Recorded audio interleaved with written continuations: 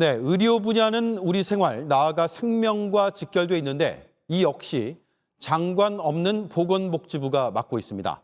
최근 의사가 부족해 벌어진 아산병원 간호사 사망 사건의 재발 방지책도 오늘 대통령에게 보고가 됐습니다.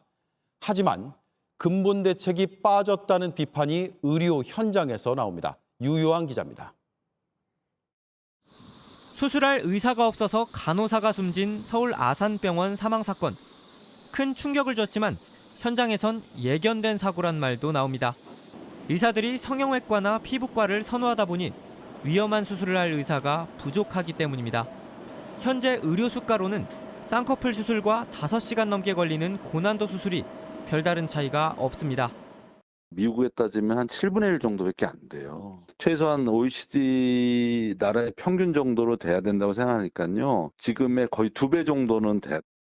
보건복지부가 이런 문제 해결을 위해 대통령 업무보고를 통해 필수 의료 강화 대책을 내놨습니다. 먼저 수술 기피 분야에 대해 공공정책 수가를 도입하기로 했습니다. 고위험 고난도 수술과 응급수술에 대한 수가를 현실화해 의료 인프라를 회복시키겠다는 겁니다. 또 어린이 병원이나 중환자실은 적자가 나더라도 보상을 늘려 운영 부담을 줄이기로 했습니다. 국민들께서 언제 어디서나 골든타임 내에 필요한 서비스를 제공할 수 있도록 제도를 마련하고 있다는 말씀을 드리겠습니다. 하지만 수가 인상이나 보상 강화만으로는 부족하다는 비판이 나옵니다. 불균형적인 의사 분포와 병상 과잉 등 얽혀있는 문제를 풀 근본 대책이 빠져 있기 때문입니다. 단지 수가를 높여주고 처우 보상이 좀 더 높아진다고 해서 이 필수 의료나 이렇게 힘든 진료과 기피과에 일을 하지는 않을 거라는 염려가 항상 됩니다. 전체적인 풀이 좀 많아져야.